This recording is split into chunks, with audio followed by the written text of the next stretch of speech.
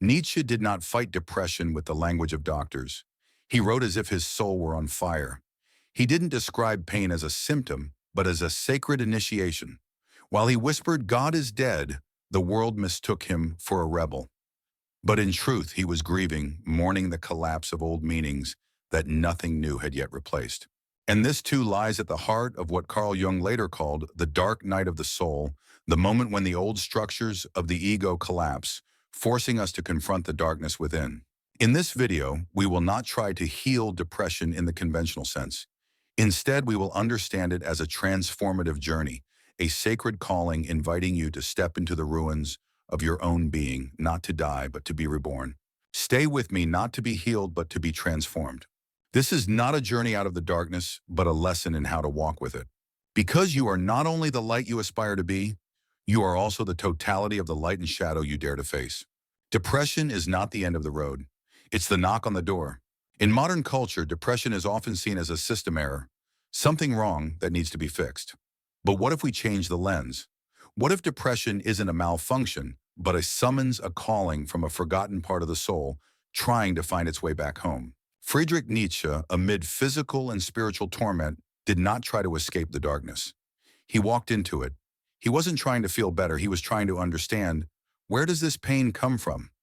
What does it want from me? Carl Jung later described this state as a crisis of meaning. It's not that you're sad for no reason. It's not that your brain chemicals are randomly out of balance. It's the story you believed about your life is decaying. What used to get you out of bed in the morning now feels empty. You feel lost, not because you're weak, but because meaning has died and the new has not yet been born. Existential crisis, the invisible hunger. Nietzsche called this nihilism, not the rejection of morals, but the deep sense that nothing matters anymore. It's the death of God, not in a religious sense, but as the collapse of the central symbols that once gave your life shape. From a Jungian view, this is the moment the ego is stripped bare. The things that once defined you, career, relationships, identity, now feel hollow. And as the ego collapses, the darkness enters. But Jung emphasized the darkness is not the enemy. It is a repressed part of your soul. It carries a message your conscious mind has refused to hear.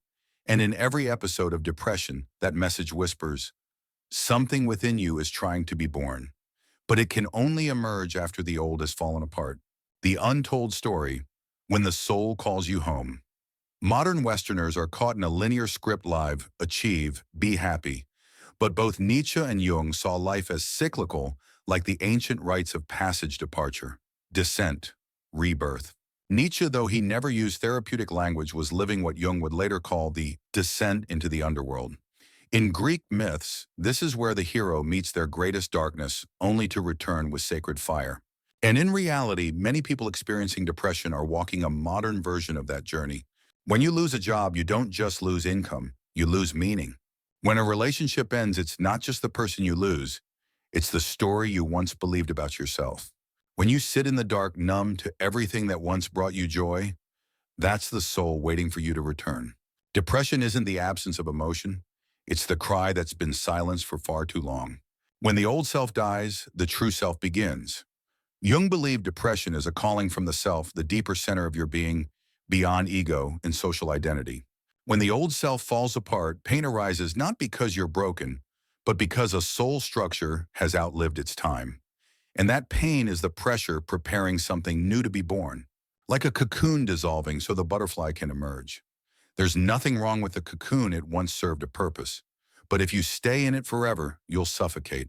In his utter solitude, Nietzsche wrote, "One must still have chaos in oneself to give birth to a dancing star." And Jung interpreted this to mean only when we face the darkness within can true light emerge. Healing together, the mirror of community. In the process of moving through depression, community plays a vital role.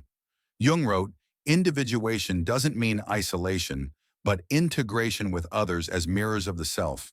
Sharing your experience, hearing other stories helps you realize you are not alone. Your pain is not abnormal.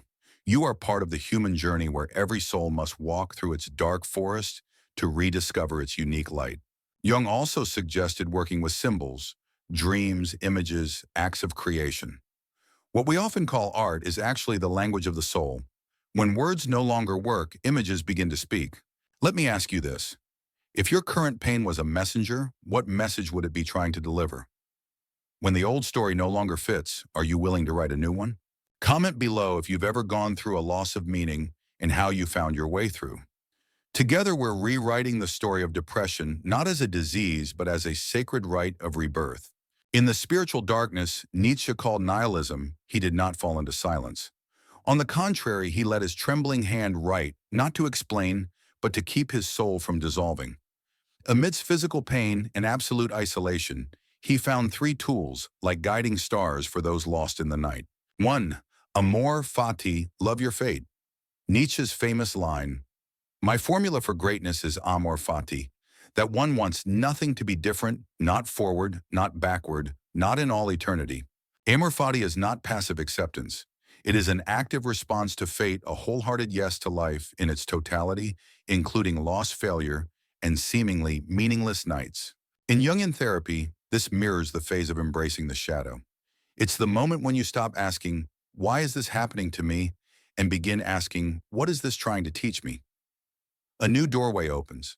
As someone betrayed might live in bitterness forever, but if she touches Amor Fati, she may look back and say, "That wound pushed me to find myself." Nietzsche didn't say suffering is good. He said it's inseparable from being. Jung agreed, "What we do not confront in the unconscious will appear in our life as fate, and when we love that fate, we are no longer its victim." 2. Become who you are. We live in a world of roles: the good child, the ideal employee, the perfect partner, the winner. But Nietzsche asks, are you living your life or just playing a role? He wrote, "Become who you are." A strange paradox. How do we become what we already are? The answer lies in what Jung called individuation, the journey to become your authentic self, beyond social identities, toward your unique soul. Ironically, depression is often the first sign that you've wandered too far from who you truly are. The numbness, the sadness, the disorientation, these are not a disorder, but a warning bell from the self. You are living a life that is no longer true. Imagine a woman who spends her whole life being the perfect daughter, always obedient, always kind, always selfless. One day she breaks down. She can't understand why life feels so empty. Nietzsche says, that's the moment you must break the role and begin rewriting your own story. Jung would call it breaking the persona. Becoming yourself isn't about being cooler. It's about letting go of what you're not, even if it once kept you alive. 3. Will to power. The drive to evolve, not dominate. Will to power is often misunderstood as a lust for domination. But for Nietzsche, it was the primal energy to live, to create, to surpass oneself. Not all of us want to rule the world, but every soul carries a quiet dream to become itself fully. Will to power is the voice in you that keeps walking when you're exhausted, that rises again when you want to quit, that chooses honesty over pretending you're okay. In Jung's language, this is the creative life force of the self beyond ego, a spiritual energy that longs to take form. Will to power doesn't have to be grand. Sometimes it's simply the act of writing your pain. Nietzsche said, to give style to one's character. A great and rare art, Jung called it, the inner work, not to be perfect, but to be shaped and whole. Together, these three principles form a soul triangle. Amor fati gives you courage to live with suffering. Become who you are gives you identity amidst chaos. Will to power gives you the vitality to go on and create something new. If you're at the bottom of the valley, unsure where to begin, start with acceptance. Not surrender, but I will no longer fight what is happening. Then ask, what part of me has never been allowed to speak? And finally, what is my soul trying to give birth to through this crack? Wikider, comment below, which of these three principles do you feel you need most right now? Or if you've lived through one of them, what did it teach you? Open any social media app and happiness gleams through perfectly filtered photos, serene mornings with coffee and gentle sunlight, captions like good vibes only that feel soft, yet somehow forceful. We live in a culture so afraid of darkness that we do everything to deny its existence. So when you don't feel okay, when you're not smiling, when you don't feel grateful, you start to believe there's something wrong with you. Nietzsche called this spiritual sedation, a kind of soul-numbing hidden beneath pretty words. Jung called it shadow bypassing, using artificial light to cover wounds that haven't yet healed. When happiness becomes a cage, Nietzsche wasn't interested in cheap joy. He was interested in what's real, even when it hurts. In The Gay Science, he wrote that most people use happiness to avoid confronting life's bigger questions. Who am I when I have nothing left to be proud of? And when they lose their outer identities, they fall into nihilism, not because they are weak, but because no one ever taught them pain is a valid part of life. Jung echoes the goal of life is not happiness. The goal is wholeness. Wholeness includes tears, failure, envy, fear, all the parts we push into the shadow. When we try too hard to be cheerful, we abandon our own soul. The spirit of gravity, when sadness weighs on the soul. Nietzsche said that within each of us is an invisible force pulling us down, the spirit of gravity. It's the voice that whispers, don't dream, don't believe in depth, stay where it's safe. In therapy, we call it the inner critic. Jung saw it as the inner resistance that emerges on the path of individuation. Every time you try to be authentic, to speak your truth, to choose a different path than what society expects, that spiritual gravity appears to hold you back. Nietzsche didn't teach us to destroy it. He taught us to dance with it. He used the image of a tightrope walker, a brilliant metaphor for the delicate balance between falling and flying. This is the truest existential state. You don't avoid darkness, but you don't drown in it either. Enduring is not weakness. It's the threshold of transformation. Nietzsche wrote, to live is to suffer, to survive is to find meaning in the suffering. This doesn't mean just endure and you'll become better. It means pain is the soil where meaning is born if you're willing to stay present with it. Imagine someone grieving a lost loved one. The pain is real. Nothing numbs it. But if they sit with that pain without judgment, without escape, they might begin to hear something deeper, that love isn't gone. It needs to live on through me. Jung would call this symbolic living, when you no longer live by outer events alone, but by the inner symbolic depth they carry.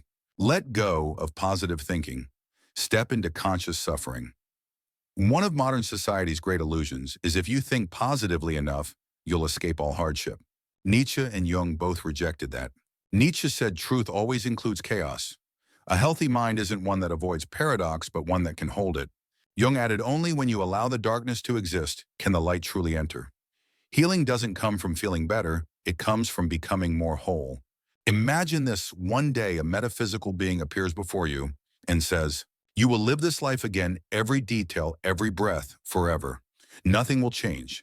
Everything that has happened will happen again, and there is no escape. Can you accept that?